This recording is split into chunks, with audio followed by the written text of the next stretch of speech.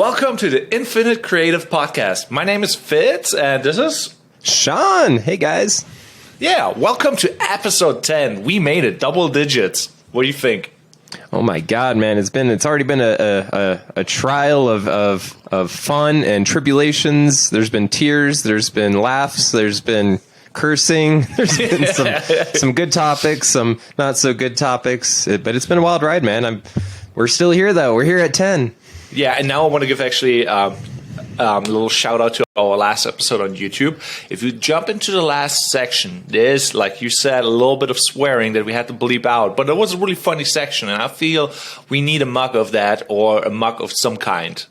Yeah. Mugs. Oh, there will be mugs. We've kind of brought it up in all the episodes. You know, the other day I was watching some of the episodes, and there's some topics that we would say, like, yeah, we're gonna have to talk about this in the next episode, and we just never did. They just so I'm compiling a list. I think we'll have an episode coming up that we'll call all the forgotten topics, and I think we'll just go through all of these things we bring up.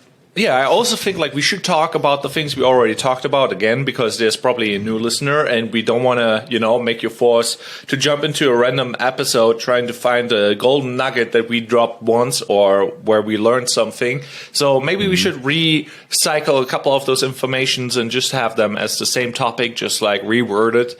And I think that would be a good thing. But in this episode, we have a bunch of topics because Sean can relate to that very much so, because student loans were forgiven to a certain amount and with a couple of stipulations. So he will talk a little bit about that. Then we also will talk about a really interesting TikTok video that I saw about AI. Also tools to do nearly anything you can imagine. What that sounds crazy. It is crazy, but yeah, this is the internet. We can do anything and everything. And how to be a perfectionist. That's kind of sort of the guidelines of this episode. But let's jump right into it. Student loan, Sean, how much you got? All right. And before we get too far, make sure to hit that notification bell, subscribe to the YouTube, follow us on Spotify, get on the Instagrams. Just had to get that out of the way. But give us the love. Give us the love, people. Yeah. But yeah, so we always like to talk about some recent news. Usually it's creative news. And I think student loans kind of apply. Very much creative. A lot of creatives actually know all about loans. So, but yeah, Biden came out swinging, said he's going to do $10,000 right off the top for federal loan people that make under $120,000. So I don't qualify. I make $200,000 a year. No, I'm just joking. But but yeah, getting $1 million. Getting 10 grand off the loans. And it's really funny just because it's really created quite the ruckus. It's so funny to see people really come out swinging against it, and some people obviously swinging for it. Someone like me, I'll put this number live on air. Why not? I still have, I think, about $80,000 of student loans after about almost 10 years of paying on them. So it's pretty insane, the amount of loans. So, you get 10 grand off the top. So what was the total amount? I think when I met you, it was 200 or something. Oh, no. It wasn't ever that high. I think it probably wasn't much different than what it is now. I mean, that's the problem with student loans, right? Because probably when you met me, it was probably 95. It was 15 grand more, probably about 3 or 4 years ago, because that's interest. That's how interest works. So, but yeah, so it's a good thing, I think. It's interesting though, and obviously up to 20 grand if you qualified for the Pell Grant. What is that even? Because I have no idea. I didn't want to go to school because I didn't see the reason in school when I came to America. I'm why would you go to school, pay that much when you can learn anything and everything on the internet? But obviously, a title is kind of nice. But and I think we could talk a little bit more that, maybe even another episode sometime, add that to the list. But, I think, so the Pell Grant is really just if you came from a family that, was a poor family, essentially. They didn't make a lot of money. They didn't have a lot of income. I always was in this place when I was younger, and I think a lot of people I've talked to are like this too, where their family was not really destitute, but their family also didn't have a lot of money. So it really kind of, people like me, it really messed up the Pell Grant, because I didn't have enough money really still to go to college, but I on paper wasn't poor enough to get the Pell Grant. So I don't think I even qualified for that personally. But yeah, so it's such a cool thing though. I gotta say, I'm going to put on this channel. There may be people that are against it, but it obviously is a good thing. I mean, like so clearly. there's a fun thing because like I was on Twitter this morning and I saw a lot about like student loans and about that AI thing that I wanted to look up, and like boy oh boy, people were like raving about it, like they should pay their loans back. I paid my loans back, and other people are like, yeah, thank you for saving the economy a little bit and like giving back to the American people, what makes a lot of sense in my opinion. But then there were some meme pages like, oh yeah, people bitching about like forgiving loans, but they're taking like a PPP loan and basically get everything forgiven or have tax write-offs, and like how dare they, but they're taking advantage of that program, but this isn't the other program because they're probably invested in all those banks that handed out the loans. Yeah, exactly. I mean, it's funny to me that like when things like this come out, people get enraged, but like how much money do we spend getting into wars? How much money we spend on other stuff? People don't really get as upset about. It's just interesting. If you took 10% of the U.S. military budget, you could have knocked 30 grand off of everyone's loans. Like, so it's like, it's this kind of funny balance of numbers of like, I will say out there to anyone that's like poo-pooing the fact like, well, I didn't go to college, so like, why am I helping these people that went to college? The reason is because those people are going to start businesses that will help you, and they can't now, right? Like people like me that have loans haven't been able to start the businesses that you could work at and could help benefit you. So you will be benefited. Because oh, go ahead. I'm sorry for interrupting you, but that is like the complicated path where it pays back. You starting a business and maybe making money, hiring people. But the easy way how it pays back is like you're spending money on dumb shit. That means all those other companies making now more money because like, now there's more money in the system. And that just goes back to the taxpayers, Yeah.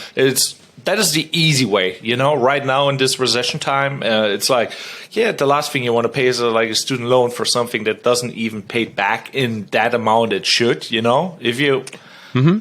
Well, I think there should be like double or triple or 10 times the payback of a loan kind of sort of, like if you get a loan, you should make way more money back so you can afford a loan and make a living. Well, that's the whole idea, I think, and there's so much stuff. I mean, we could literally have a whole episode that wouldn't be creative at all about student loans of just like, there's multiple things that are wrong in the process. Like one of them being that like when I went to college, I'm not going to name the college on air here, but they, they had a preferred lender program. So that means they work. Those lenders were creative.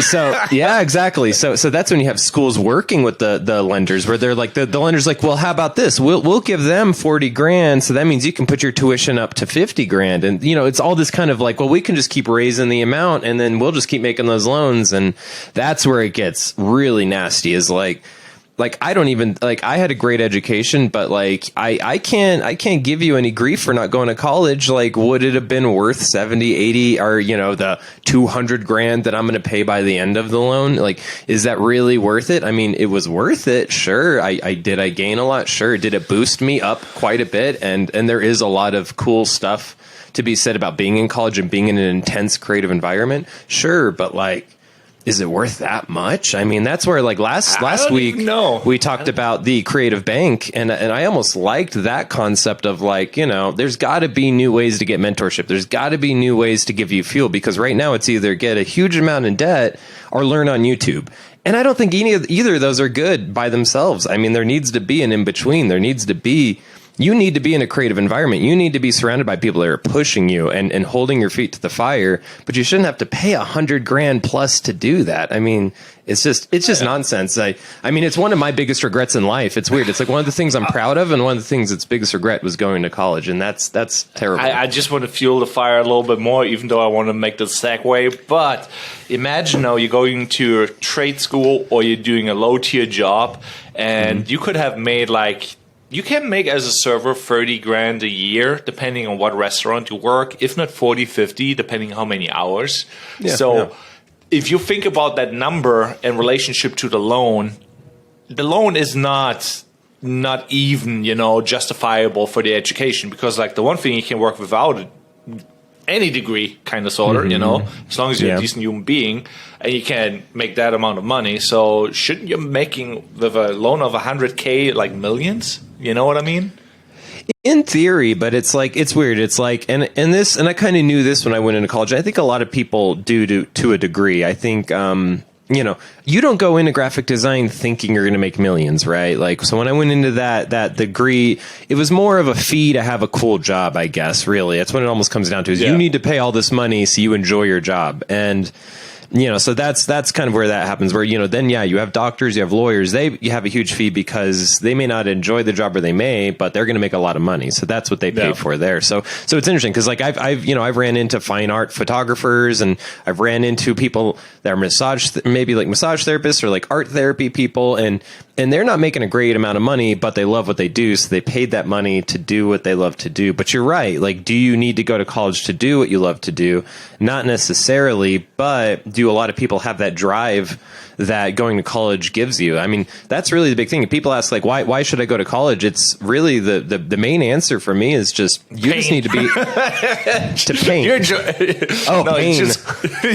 get a you little need bit pain. Yeah, get pain. But like but it's really just like, it just pushes you to learn. It just pushes you to create. I mean, if you had an assignment this morning and like someone was going to yell at you and like ridicule you if you didn't get it done, that has a lot of good to that. And like, if there's a bunch of us other videographers like, well, what Fitz? I know you could do better. Why didn't you? Why did you go so lazy? I mean, that actually is a good thing. Like, it pushes you to like get better and better and better. And so there is a good thing about college. I hate that like less and less people are going to go to college because people ruined it. I mean, the loan companies ruined it. All these like really, really greedy colleges ruined it. Like I wish I could tell more people you should go to college, but I can't because I'm still paying tons of money. And because college is great. I will say that to anyone. Like, if you do your research, you find a good school, you get some good professors. It's really good for networking. It's really great for networking. Some schools even literally just funnel people into jobs. You can go to a college that literally, Pepsi will go to first or Apple will go to first. So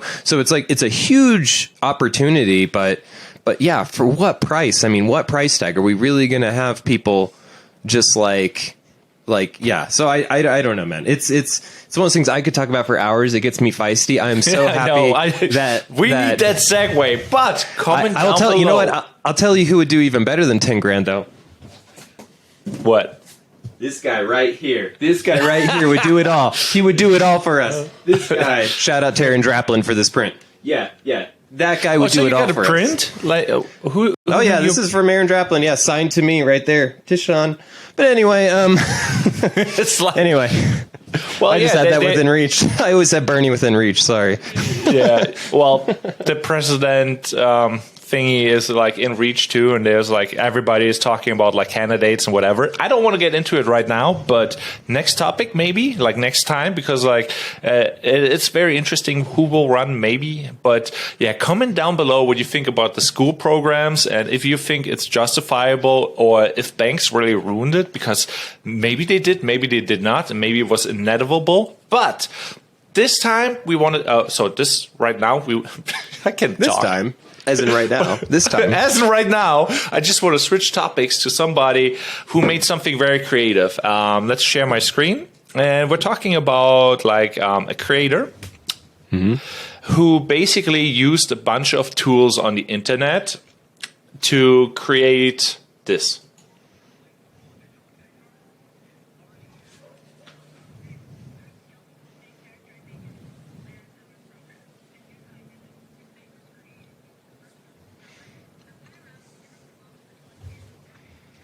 So you'll have to explain a little bit what's going on. Your audio isn't coming through for this video, but yes.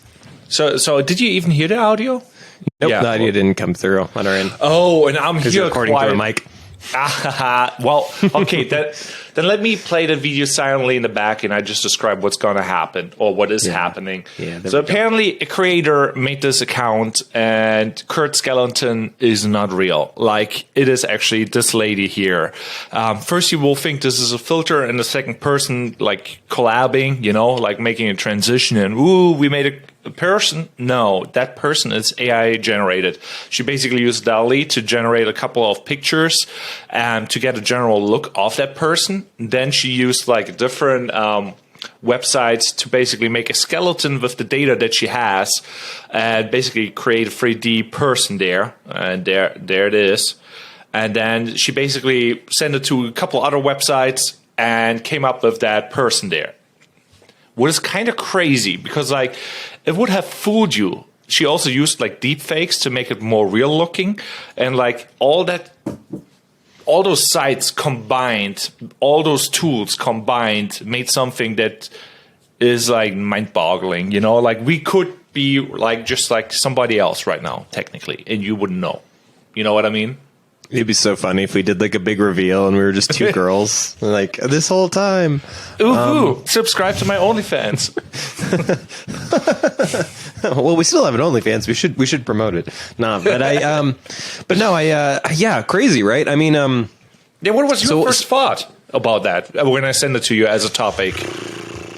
You know, I don't know. I don't know if it excites me or if it scares me more. It's such a weird. I don't know. I'm like. I don't know. I just keep thinking, like, what's the positive applications of this, right? Like, you could be a girl right now if you wanted to be. And I guess, yeah, but then I'm just, like, fooling the viewers. I just don't know. I don't know, like, what's the positive outcome of this? I'm trying to, like, figure out, like, does this help people? I guess if I was like disfigured and I still wanted a podcast and I was really, maybe then I could like change my face so I wasn't disfigured maybe and things like that. So maybe there is positives to this. I just, with all technology, actually, I'm always looking for the positives. Let me talk about that a little bit because like on YouTube, there's a lot of streamers who don't want to do a face reveal because they have insecurities. So they use like anime girls or whatever to animate and look pretty. And I don't know why they choose that instead of like a male or whatever, you know, or whatever figurine to be a person. But there's a bunch of like virtual characters. Like in the online world, you can have an avatar and you basically display yourself. But usually it comes like, oh, you don't have enough self-value or self-confidence in your own looks and accepting yourself, what is kind of weird. Because usually when they do a face reveal, it's like, oh, that's actually a pretty person or decent, you know. I would have watched them anyways if they would have had the confidence, but it didn't. So for those people, it's a great thing, but is that a thing we should encourage, like hiding behind like a picture instead of like, hey, this is me and I don't care if you accept me, it's just me. You know what I mean? Well, it makes me think of the filters on Instagram, right? Like, let's get rid of all those blemishes. And how many girls use that now? And it's weird because it not only does it create an expectation for that girl, but then, yeah, if I've never met her, then it creates this expectation for me. Like, I've definitely met a couple girls that like I had first like at least met or seen online and Instagram, and then I met them in real life, and I was like, oh, you actually like are not what you look like on Instagram and things. And so I do see like, yeah, that there's going to be that application, obviously, right? Of like, how do I make myself more beautiful on video? And it seems like that's where that would have been impossible before. That's definitely like, like could be done right now. It sounds like we could just get apps right now that could like get rid of any blemish we have. Yeah. Like right technically green screen, the background, have like a nice studio. We could do a lot of things if we have the time and the vision or like the actually, if we have the perfect vision for this thing, we probably would have a better production quality too, you know, like if we would really think about like this is the well thought out concept for everything and we had the perfect plan, then we would have like the possibilities are endless. But for what we have right now, this is it, you know. So I wonder, you know, because there hasn't been and definitely correct me if I'm wrong, but so even in this video, she used multiple different tools to get the final outcome. Yes. When is there going to be an Adobe? When is there going to be like a big company that's like, hey, we're going to do it all. We're going to make a software that does everything she did. And like, that's what I'm interested in is who's going to take that spot? Who's going to be that big company that's like, that's going to do all of this stuff for you. That's going to be like, hey, we're the augmented changing reality app. And we are like going to be the leader. And it's $100 a year. And yeah. That is you. Is that me? Am I starting that? No, you are the company, technically. You are the person who's like, okay, I combine all those tools to do whatever I want to do. And that's actually a really nice segue to this thing where I'm like trying to hit towards to. There's like TikTokers, YouTubers make like lists with websites that basically are another list of like all those tools that are available to you as a person, where you can actually like, okay, I need something to code. I need like a fake human animated. I need like, there's basically for whatever problem you have, there's basically a tool there on that list that you have to find, where you can do anything and everything. So basically the possibilities right now are endless, but people are not putting the work in combining those tools or thinking about the vision that they have and using those tools to basically get to the end result of that vision. Do you want to show some of those tools? You want to show? But I'm like, like let's jump right into it. Let's look at some of these tools. Oh wait, I have like a folder. Let's go directly on the folder, and so there's this YouTube video. I had like multiple links, organization for this podcast I need to work on, but so basically this is. Yeah, do you want me to? Oh, so here we go. Oh, there you go. Yeah, so there's like lists like that, like 9 videos. I had somewhere, I probably lost it, but there's like lists with like 50 websites where you're like, oh, copy AI, where the AI writes copy for you. TinyWow, for example, let's go right on this one, does everything with PDFs. Everything, whatever you need, you look on it. I need to rotate a PDF, it's on there. I need an Instagram download to PDF, on there. Anything and everything. Now that's interesting. This is something where I can see Adobe getting really angry about, because they still own PDF. So I could see them being real angry about you essentially doing what Adobe XD or Adobe X would charge you for. Seems like this is giving to you for free. So unless they're cutting in remove Adobe password from. Yeah, so there's that would make me so mad. Oh my God. So as someone that secures his PDFs, I do it all the time so clients don't just like take your stuff and run. That's like, woo. So that's what's kind of funny. I think that actually brings up a good point, that some of these tools, by the way, everyone, these tools are for good and for bad and evil, and it's up to you what you use them for. That brings me right into the next part, because you were talking about who will be the company that combines all those tools. So if you combine, so let's say AI in each of those topics is better than a human. So that copy AI is better than like me writing copy. Now I combine that with another AI program. Those two AIs are in each skill better than me or you or whoever, you know? Now you combine all those AIs, that AI doesn't need you. Whatever it decides to do will be better than you. Coding better than you, you know, what will create a very interesting problem, because like if AI has all the skills that we need and we can't do on that level, it is already like that thing that we fear, you know, and it doesn't really need us, you know. In theory, yet again, to kind of go back to episode 2, that we did is, you know, they can do everything within the realm of knowledge. Now, can it create new ways of thinking of stuff? Maybe, but AI is just taught by humans. So yet again, if you want to break the mold, you can still do that better than an AI, I think, where an AI is just better at doing things within the mold. Maybe. Well, that is where we were like on episode 2, I think it was, where we're like arguing, because I think like trial and error is like breaking the mold, and that AI was breaking games that humans couldn't break, like in a way we wouldn't even thought about, because it has so many attempts trying so many different things out, where we only have one lifetime to try something out.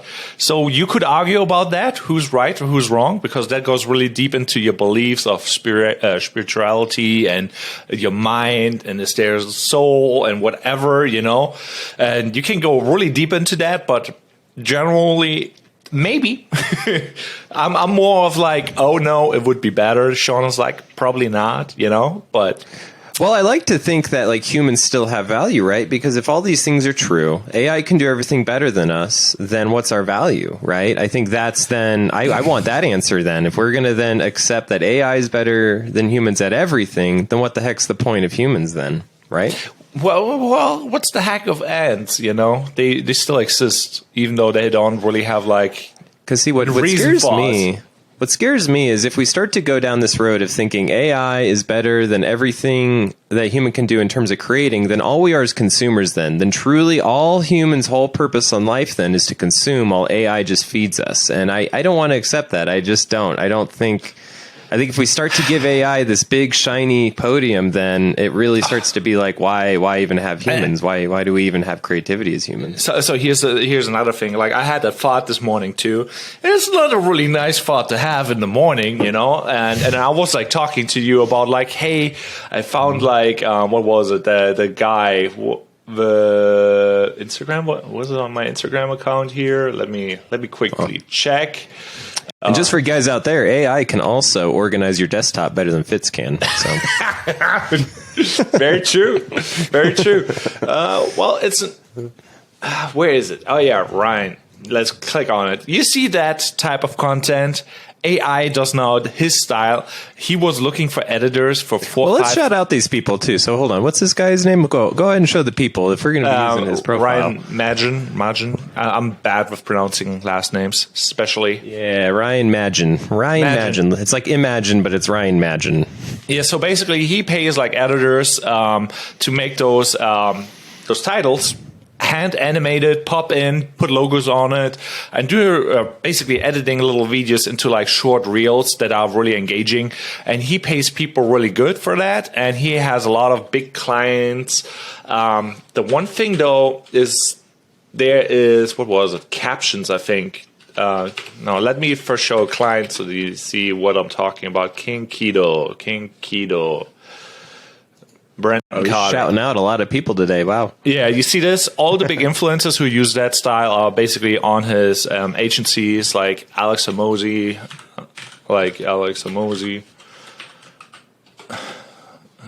Well, my spelling is not the best. But anyway, basically all those big clients having that style. And now there's a company that came out with an AI that writes like the text at the right moment to the speech that it hears and animates it the exactly same thing. The only difference is like the stroke on the font is not as strong. That's the only difference. I'm like, what? And it costs $7 a month to basically have that. And we will test that on the reel now.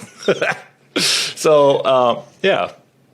So here is the test reel. This is text popping up in front of my face. Okay, here's some more text. Let's add some money bags. How about a smiley face? And how about a party face? This has been a reel. Okay, cool. Yeah. That will be a reel later. So basically, that job that you had for typing manually captions is kind of gone if you use those tools, or you go on Fiverr and somebody is like, I know how to not manual type it, but it looks I did and animated it. I'm like, this is a weird time, you know, and that in the end, you just consume content now. Well, okay, so I'm glad you brought this up. It's kind of sparked something for me here. I think so, and I don't think this is true, but you may be right that firm or that agency's only job was typing text on videos, and it probably wasn't. Had to cut and everything to like into an engaging video, you know. Like, so I think it is important to kind of to identify what's a tool and what's a tool in your tool set, and then what's the bigger picture. So like adding text to videos that's popping up is not anyone's full job out there, right? That's just a tool. So I think so when AI starts to take over tools of ours, it's not too bad. I think it's like that doesn't bug me as much because it should be getting better and better. You know, in Photoshop I use content aware. In Illustrator I use create vectors, vector outlines and stuff. Like so there's already tools out there that already use AI that we already use for the last 10, 15 years. So I think as tool sets get like kind of replaced, I think that's actually not a bad thing. That doesn't actually bother me, right? Like, because that's just a thing that nobody should be wasting time on, right? Like adding text to videos, it's like, especially if it's just like bad typography like that. Like what was that, Arial that they were using? I mean, it's like not even worth anyone's time. It's like there should be an AI doing bad type. Why should I waste my time doing bad type on videos? Yeah, but on that note, now you have to think about like, oh, why do I have to waste my time on design? Why do I have to waste my time on whatever? Or content creation, filming stuff, or whatever, you know? Yeah, but everything you just said wasn't a tool. Everything you just said wasn't a tool. It was a larger picture. That's what I'm saying. None of those was a tool set. All of those was the larger picture. Design's a larger picture. Creating videos is a larger picture. But putting text on the videos, that's a tool. I think like everything is like kind of tool for a company. Like let's say I want to have a good brand. A brand is a tool for me to sell more. You know what I mean? In the end, if you zoom out big enough, you can have everything as a tool. Why do I need a videographer to tell a story for my brand? a videographer is just a tool for a company, for example. Well, yeah, you could. So then you've now moved us in the tool chest is what you've essentially done is you've said the business leaders are the only people that shouldn't be in the tool chest. It's all of us other people. So what you've done is you've elevated the business people to this leadership role, and all of us are just pinions and tools, and we're just as valuable as the AI, which that's where I start to push back. I'm like, no way, no, you still need Fitze to come up with a video because there's about 50 different things he does when he creates a video, 50 different tool sets. And yeah, you could get an AI that maybe does all those, but I still argue that you're not paying for the tools, you're paying for the people, you're paying for the thoughts. And so I don't know. I think that's the thing is it's like, I use AI to do an exact thing, but just thought provoking because like you run into a lot of problems and opinions there, with what is a tool, who you're serving, and do you serve yourself or do you serve others, And in the end, like if you want to offer a service, you serve the community, in my opinion.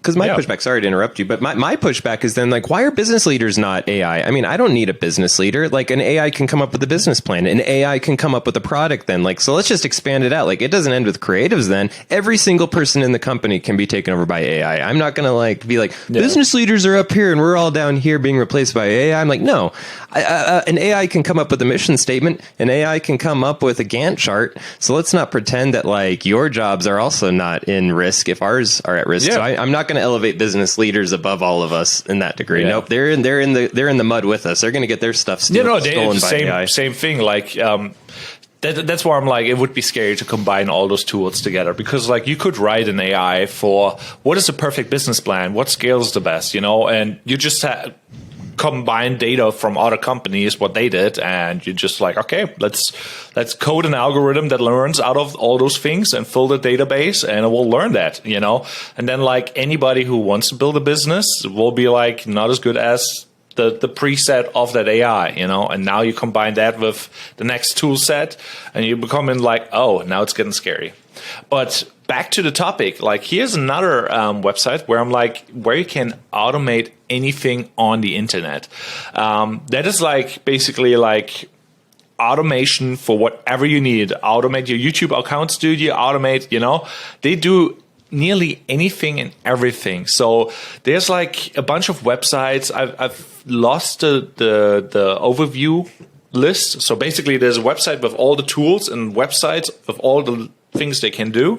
And I had an overview site like that, but I lost the link. So I will look for it and put it in the description below. But basically anything you can do and want to do with that tool list, you could do if you put the time in to learn the website and their tools. So if you have a clear vision, you can do it, which is kind of interesting. Yeah, so automation too. So from a web design standpoint, automation has existed for probably since the beginning of web design. And so, you have a lot of tools out there that have existed for a while, websites that have existed for a while where they're all about automation. They're all about doing automatic things. I know a lot of web builders out there use automation and use these tool sets already where you're using things called like web hooks where you're able to connect certain applications to talk to each other, which is great. I mean, that's awesome. I mean, so what you just showed, this part isn't that new. The actual automation part, like connecting different tools and having them do things automatically, that's the last couple decades old. But what's interesting about the AI is it almost seems like this automation, which just used to be things that were kind of in the background, and seems to be moving more to the foreground. I mean, I think that's where it's getting more interesting. I use like tools like Zapier is another good one where, you can actually connect to certain things. So like you can create a form that that goes right into a Google sheet and creates a new row every time someone fills out the form. You can have things that are happening in the background, but now with the AI stuff, it seems like it's now moving to the foreground. Like, yeah, build a 3-page website about dolphins, and it's going to just like build that web page. Yeah. So if you combine like all those tools, the possibilities are endless. Like you saw in that one TikTok video that we just showed, like a person just combined like 4 tools to basically create a person that looks real in a video and fooled basically a whole TikTok account. There's also like multiple TikTok accounts where you basically have a company animate and run like basically a 3D animation, and it does trends where it's like basically a girl like doing some weird TikTok dances, and it becomes like scary realistic. And there's only certain moments where you're like, wait a minute, that is an animation, not a real person. And obviously the account doesn't say anything. It's just doing dances, and it's obviously a girl with boobies. But yeah. Stuff like that exists out there. And then there's deep fakes, now you combine deep fakes. Obviously you have to pay for some of those services, but if you have money and you can afford like a vision, you could make your money back with like the right account, and you basically build yourself an influencer, making a shit ton of videos for you, and that influencer is non-existent basically. We're getting into scary territory, you know what I mean? Yeah, which we tend to do in these episodes. So what would you, so it almost seems like our role then is composer, essentially. Yeah. We compose all these different tool sets.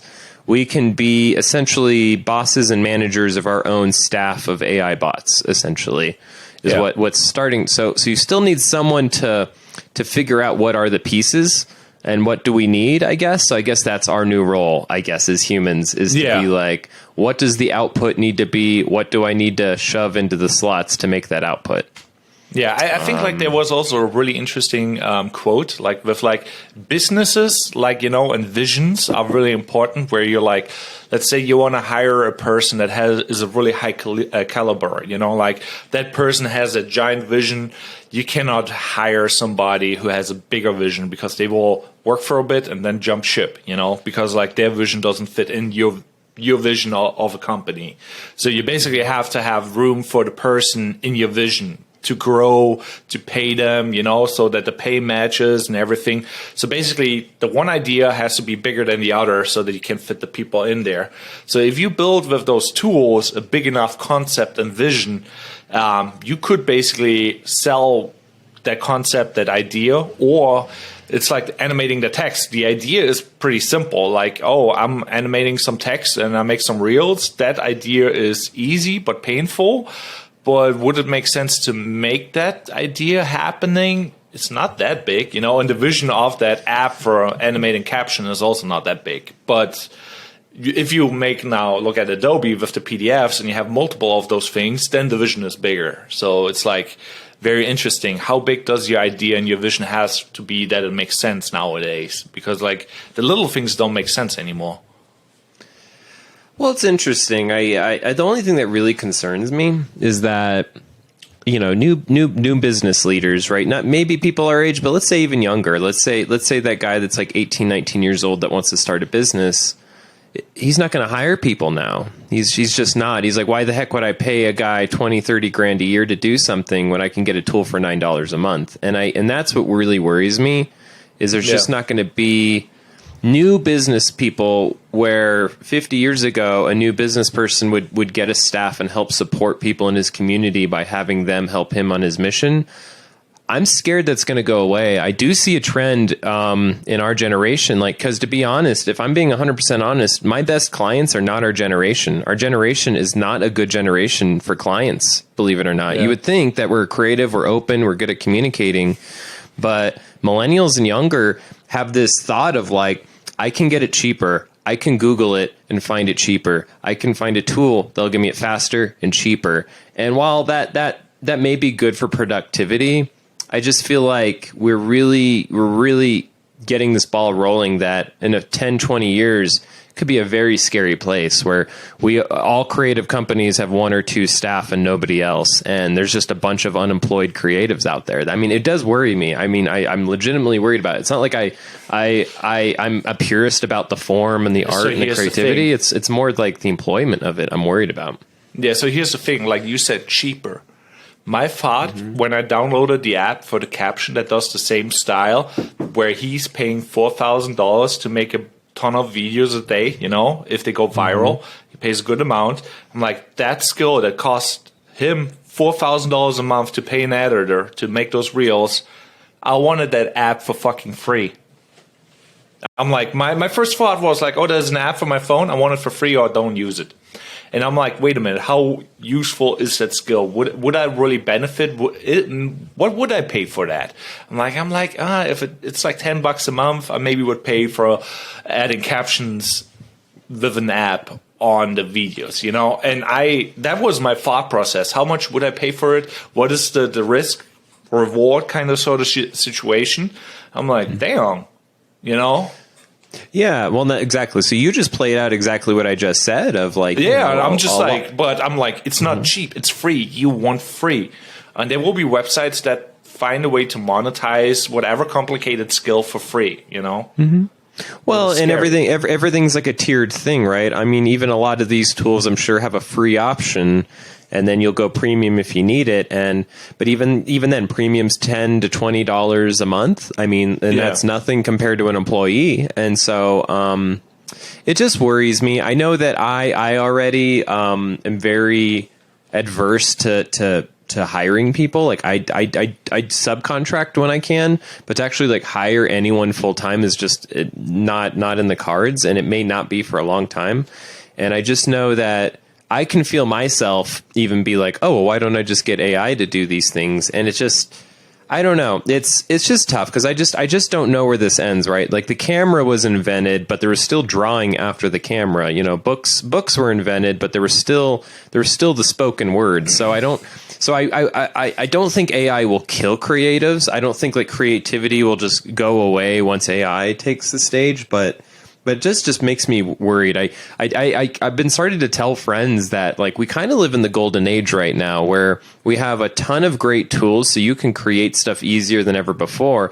However, the golden age is going to end as soon as maybe 5 to 10 years from now. Yeah. And there's going to be a steep decline for creatives. And I want to give people a little bit of hope here, though, is that decline has happened before because of technology, and creatives still endure. So I am really interested to see like how do we adapt, right?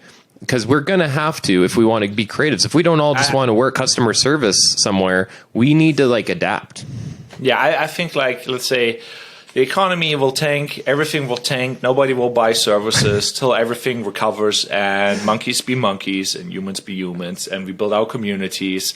And at some point, I think like AI will be too clean, it will be too good, and we will just not use it. It's just like we're going back to the old ages where it's like, I know a guy who can do it, and you're more about the tribe that you surround yourself with, and you will go back to that. But the transition time will be ugly.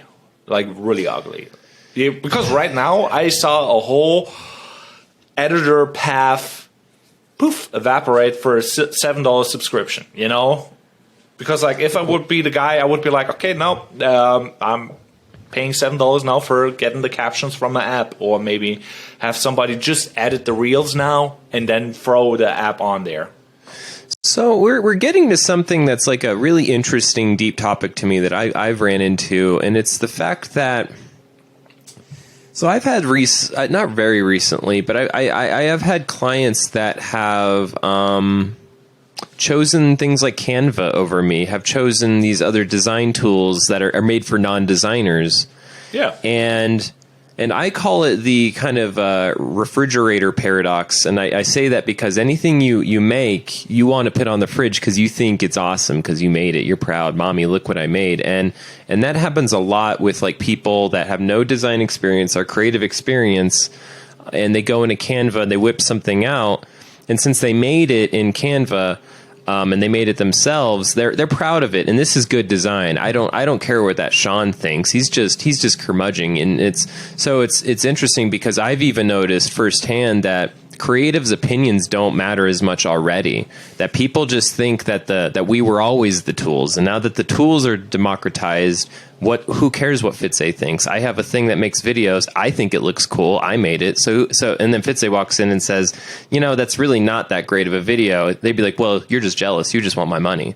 And so there's a very scary precedent being built here that like, who needs creatives? Creativity is in all of us. So who needs someone with that job title? I can create something. Who needs Fitze? I can get AI to make a video, and I know what looks good. So that brings me to an interesting topic because, like, in the end, what you're right with that. Like, if you make something yourself, it's like cooking. You made it yourself, it tastes better, unless you believe in the chef of that 5-star restaurant.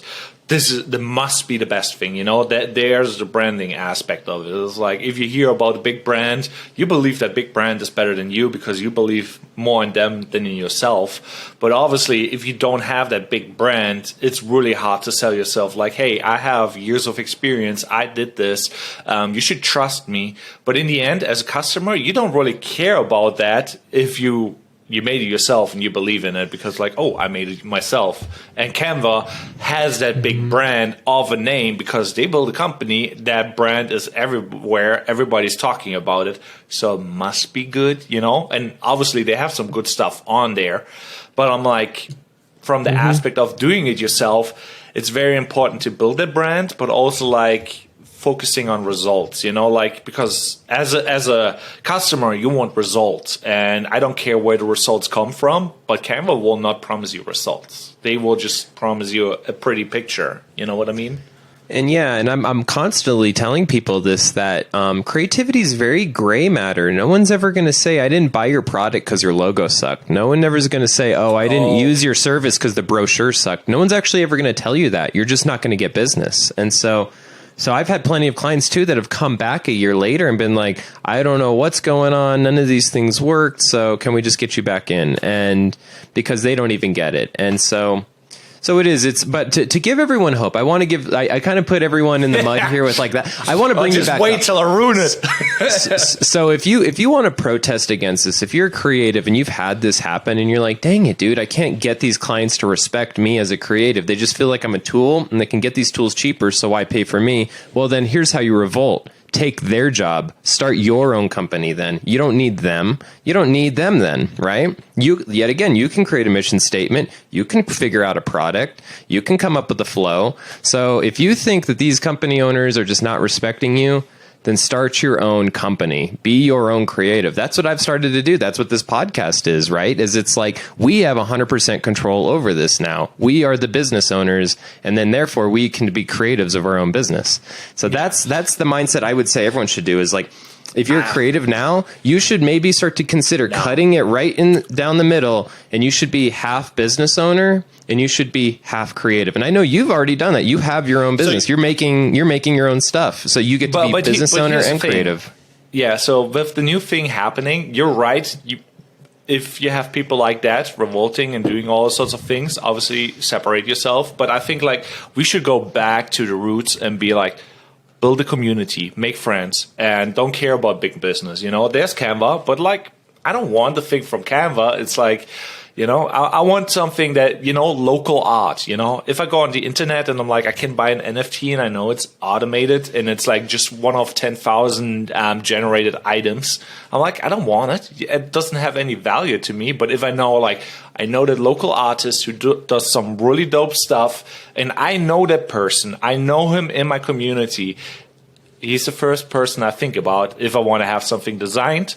I want to have that artist on my wall, So you have to build community over everything, because like that AI generation that destroys basically every job market will come around, and then the only people who will do good is like, who has the strongest community, who is in your community, who you trust, and it's like, if there's no money, you will still bother with your friends, you will still help them.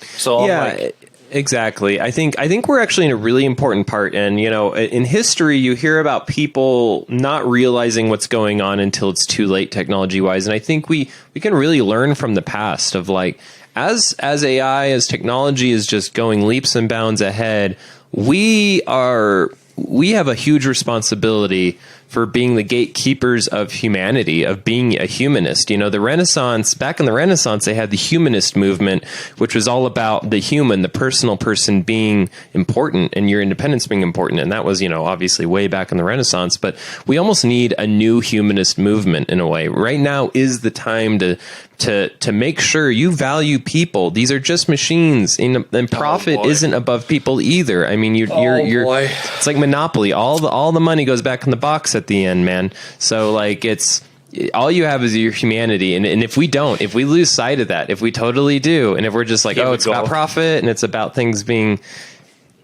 If it's about profit and if it's about just, getting everything that we want for the least amount of work as possible, then we're on a slippery slope. It's a slippery slope. You want to hear a Black Mirror episode that I just came up with? And for everybody not knowing what a Black Mirror episode is, crazy concept, really scary.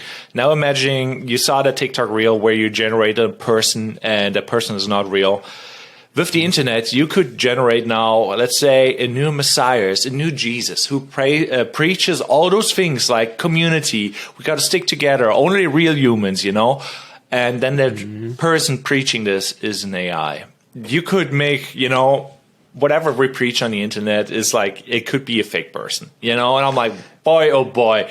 Obviously, we should stick to our tribe, to real people, but at what point we cannot decide the difference, Well, what's interesting, I love that you brought that up. So something that I researched for a bit a few years ago was dadaism, and you maybe have never heard of dadaism. So what dadaism is it's the belief. So it's an actual kind of religious belief that data trumps everything. So it's literally, and we all experience it, right? When you have that conversation with someone and someone's like, yeah, man, but I read in an article that 32% of people do X, Y, and Z. You tend to believe the data.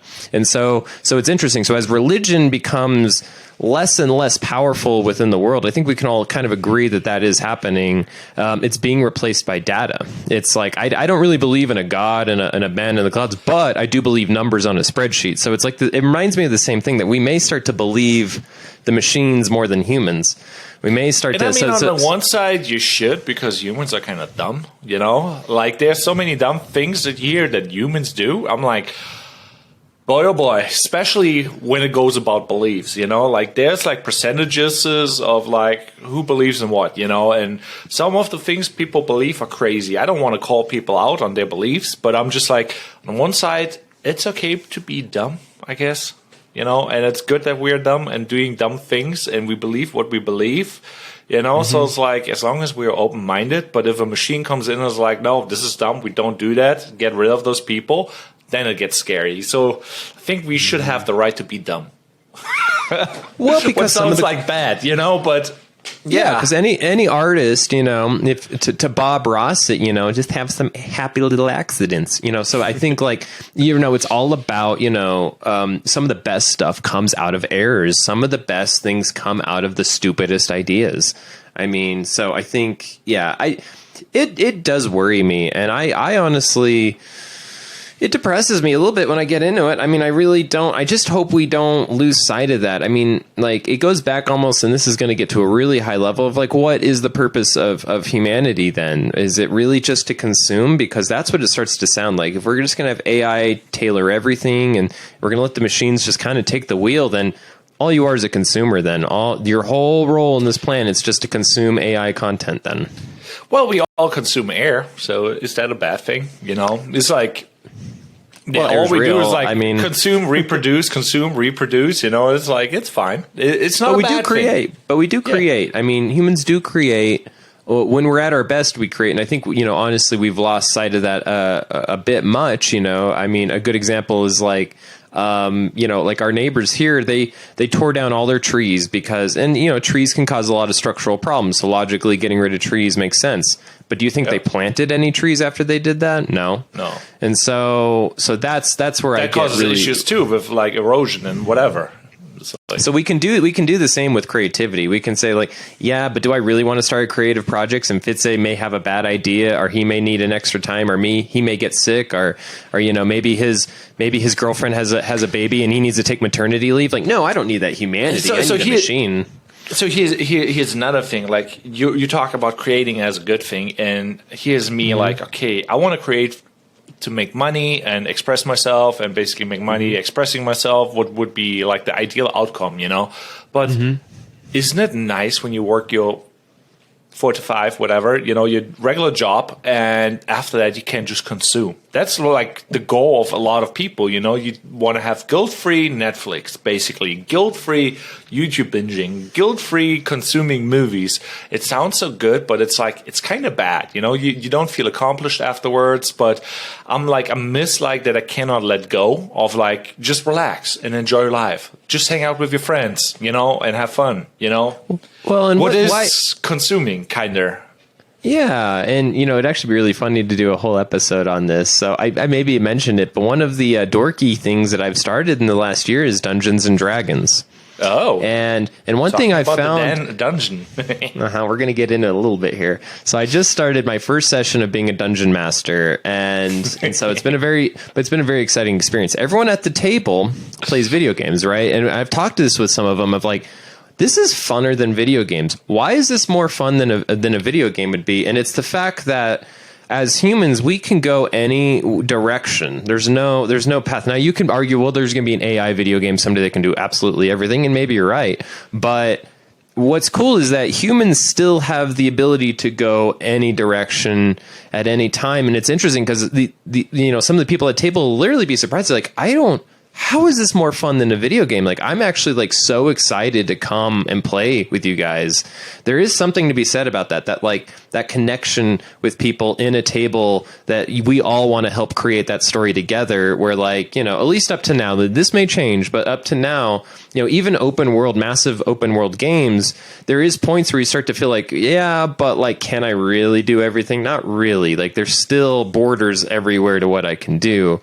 Yeah. So, And all Dungeons and Dragons is still just stuff on a table with dice. It's like the most primitive thing in the world. I think it goes back to your fantasy. And your fantasy is kind of limitless, what is kind of nice. But when you see something very creative, then you see whoa, I couldn't imagine that. And that is the wow factor, I say. When you see an art piece you couldn't imagine, but it's it's there, and it's how does that work? You get mesmerized. When something is better than your fantasy, then it's good art, kind of sort of in my head is a weird description. But if AI becomes really good and you're just whoa, how does that, And that would be then where Dungeons and Dragons only runs on your on your fantasy and what you can imagine.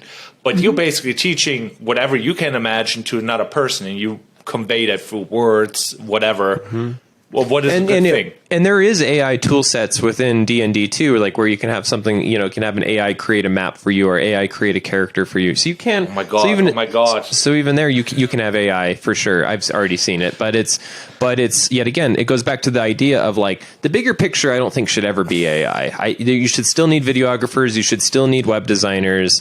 I think AI should be down here in the tool chest. It should just be our tools get better. Then we already have hear tools. A disgusting story or idea for AI. Dungeons and Dragons game, people explain what they want to do and whatever they do, and AI in the background animates a video or a world with the words that you use to describe your world, and it basically makes a virtual this is what people talking about, this is what's going to happen, and it would create whatever you imagine right now in your head with DALL-E. That's really interesting. Yeah, that is an interesting thing. So it would be DALL-E's idea of what you say, and you would maybe imagine it differently, but it would be still interesting enough to watch because it's not you imagining what your friend is imagining. It's so no matter what, it would be a wrong imagination of the thing, but it would be DALL-E's imagination. That is kind of cool. That it's a cool concept of just to just see that is what we could compose as an AI composer. Yeah, exactly. It goes back to us being composers, and we're setting the stage, but then AI is just filling that stage with whatever it thinks that we're describing. Yeah, it's an interesting concept. I think that's it wouldn't be bad, it would be good because it's still you describing the world that you imagine, and then you're maybe agree or disagree with DALL-E, but. Yeah, and I think it's going to get more powerful. I mean, obviously, I think let's say even just 5 years from now, there may be a tool where we can. Oh my god! Oh yeah, I mean, we could upload this podcast and just put in we want to show two guys walking through a park doing this podcast, and it would just convert this podcast in an animation of us just walking through Central Park talking about stuff and sitting on a park bench and stuff. I could totally kind of see that totally being a thing. Actually. Generated in video game where in the video game two people have a podcast just rambling about creative stuff. Are we real? I don't know. Could that be that from DALL-E and program let's put some NPCs in there having a podcast about something, let them have some thoughts about certain topics. So I want to kind of end this episode with Like, what's your advice then? If you were to go 10 years in the future and like give advice to that person, that creative that's in this AI world, let's say what we just said is totally happening, all of those things, what should I do? I'm a 16-year-old boy right now. I'm like, crap, man, by the time I'm 26, all this stuff's going to be true. What should that guy do? What should we tell those people to do? Don't stress it. Be a kid. Experiment with the tools you are given and make something cool with it. But there's a new app, because like we talked about Instagram, face filters, and all like AI and how everything is fake. The app is called Be Real. All you do is basically take a photo and it takes a front and a back photo. It's kind of trending right now. So it's like you add your friends and they get a random notification. Hey, take a photo. People are complaining about the privacy because like you accidentally maybe capture something you don't want to capture, but it's like Snapchat, it deletes everything afterwards, But it's like, it's a real concept. So it's like, I take a photo of the lenses there, but I'll also take a photo of myself. And now there's a background. That's what I'm actually doing. No filters, no anything. Very real. It's a weird concept. Kind of. I'm always very resistant when technology gets in the way of life, and I feel like this is one of those where it gets in the way of life. I know you sent it to me, and I definitely will probably not partake in it. I'm also a late adopter and everything, but the reason is because I don't need Fitze to take a picture because he has some free time, and then I get an alert that says you better take a picture right now, no matter what you're doing. You don't have to, but if you want to, I probably never would. Honestly, I would never be like, I don't have time. Like either I'm working and all I'm going to take a picture of me at the computer, or I'm murdering people, and I can't have that on video, man. I just can't. Like I'm busy doing no evidence. That's the two things I do. I'm only making creative stuff. I'm murdering people, and like there's just no, so I just don't know. I hate things that take you away from the real moment. Fitze has some free time, so now you need to be taken out of your reality to take a picture for a second. And like, okay, so it's a bunch of unfiltered, uninteresting pictures. Or maybe Fitze's doing a really cool thing, and then I'm like in court, and I'm going to be like, oh, cool, great. In court, lawyers are saying this. Here I am, depressed. Like, so I don't know. I just don't see. And it's funny, like even the name, like it's one of those things. Like if you have to say trust me, then that probably means you're not trustworthy. So if an app's called Be Real, it's probably not real. So. Yeah, the only thing I like about it is like it feels more real than Instagram. Like Instagram is like kind of like very, let's upload something that I pre-selected, edited, and there's the perfect image, where like Be Real, the app is like kind of like, oh, there's a photo and shit, I'll look ugly as hell right now, but front and back and everybody else looks ugly, so it's fine. What is basically what's happening?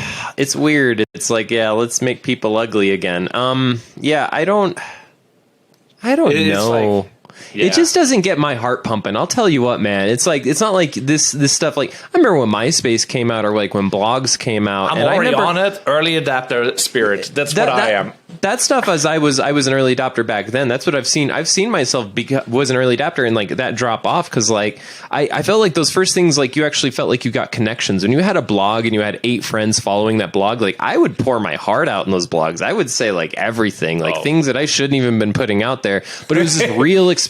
Where and all people, the bodies are laying. or like I have a crush on this girl and that girl. I would like you just put it all out there, and like your friends would like read it, and they would write long paragraphs, and those were the days. But like that's all gone now, right? No, like those days are gone. They're not gone. You're just out of that age. You're just more adulting and whatever. But I don't even think the kids are blogging. I don't think they are. The kids are taking polished. They're making polished videos and doing stupid dances. Like that. No one's adding any. I don't know. I don't. Maybe I'm a curmudgeon old guy. Maybe I'm an old guy. I'm just like thinking kids nowadays are like when you're 14 and you're like all sorts of emo, you're pouring your heart out. They just use a different outlet, I also want to just say we always assume kids love social media and technology. I'm going to say I've actually met some people's kids recently that don't even like technology or social media. I met a 16-year-old the other day that has no social media, and they're the coolest kid ever. So I think there's actually I saw too. I think there's a move. there's a move because they're just like, what is social media? Like they're growing up seeing mom and dad use social media, and it just seems lame. Like, oh, I'm going to take polished pictures. So kids are actually moving the other way. I think we're actually all about to be very like the whole thing's about to be upset when like kids are like, oh yeah, TikTok's just been taken over by a bunch of adults trying to market themselves. This is dumb. Like I'm just going to stop using social media because there's always going to just be some adults or companies that are going to manipulate it. And it is, you saw it immediately. And then you have people like Andrew Tate and these really like very venomous type of personalities going into TikTok, which was just kids dancing. And now it's like a guy telling young kids, which this is a big topic that started to pop up in schools, is that these 8-year-old kids are watching Andrew Tate telling them that the woman should be in the kitchen. Get your hustle right. Exactly. Women should be in the kitchen and and men should always have a Ferrari and you should always like beat your woman. And that's in TikTok now. That's where the kids are. So it's like it gets manipulated and it gets ugly in a way. And I think kids are actually waking up. I think you're going to see this movement of a complete deletion of social media, as it should happen, in my opinion. I think like social media will just change into a weird thing where we cannot relate. It's like the more real and ugly you are, already there. Yeah, it's like, oh, we only use those weird apps where you say weird stuff, and I'm like, I have such issues now with relating to the other generation where I'm like, I don't have a face tat and I don't want one. And I'm like, cool that you have one, but I don't really give a shit, So I'm like, but if you don't have it, like, it's like weird. So that is a thing where I'm like, what? I cannot relate to like, let's be just like, yeah. But that's getting old. Yeah, and I just don't know. I just feel like we all think that if we'll just keep creating new social media, but I just think there's only so many mediums that you can have, right? I mean, now we're about to have we're about to have like augmented reality and all these things. So I think that'll keep social media going for a little bit too, where you'll actually have a new type. It's a new thing. Everything is like everything that goes in circle, and generations. So that everything will repeat. So I think there will be no difference than thousands of years ago. Where it's like, oh, there's a newspaper, people are writing their opinions, and it's just a new medium, and it will always evolve. So yeah, no, I think the idea. On that note, social media though, yeah, exactly. Like and subscribe everywhere, and So I would say, I would make a bet right now that social media will have a decline as well. I think like in the next 10, 20 years, social media will not be as prevalent. So it's going to be even more important. Get out there, network, be a person among people, go talk to people, go support your friends. It's important, more important now than ever. Let's end on that positive note. Be friends and be real and do things, and sell your art to your local friends, and support your local artists and do all those things. Yeah, and to just kind of bring it back, don't be a slave to the tools. At the very end of the day, you're the composer. So you can choose these things as tool sets. And if you feel like you're not being respected again, you feel like business leaders and teams are just, they're going over you for cheaper, easier options, then go over their heads. Get a cheaper, easier option for the boss. Get a cheaper, easier option for the HR. Get a cheaper, easier option for a company. You start your own company. It's easier now than ever, right? So that's what I would say is all of us, I think, are going to be forced into this eventually, that you're going to have your own stuff as well. You may not be able to depend on companies in the future. You may need to create your own stuff as well. So yeah, I think there's hope, but we've got to be careful. I think we need to really make sure not to lose sight of humans and how really precious it is to have creative people all in one room. So that's where I would end. It's been kind of a little bit of a dark episode, but there's hope. Hope. I think it's a positive one. Just be a kid, experiment with the tools, make the best out of it, and just make the best out of the future. And that's all you can do. That's my interpretation, because you can generate some really awesome things and tools that are automated and made with AI that are benefiting a bunch of people, but you maybe will hurt a bunch of creatives while doing, but they have to adapt. Everybody has to adapt, so we're just adapting as humans. Yeah, Stay young. And learn the lessons from the past, right? Cars were created and made everything easier, but now it's destroyed the ozone layer. So just know that that's always possible. The things now that make things easier may destroy civilization in 50 years. So it's just good if we can start to learn those lessons sooner and sooner and see those things. It's good. We just need to have more planets and just ruin one thing after another. And that's how we do. It's always a that's what step we'll do. up. Yep, We're up to falling Mars. upwards, not downwards. To the moon. To the moon. Yeah. But anyhow, was good seeing you guys. See you on another pod. And yeah, episode 10. Thanks for having me, Sean. Here's to another 10, my friend. Yeah. So See you, everybody. you're in control now. I know. I'm not ending it now. Yeah, but you have to stop the recording.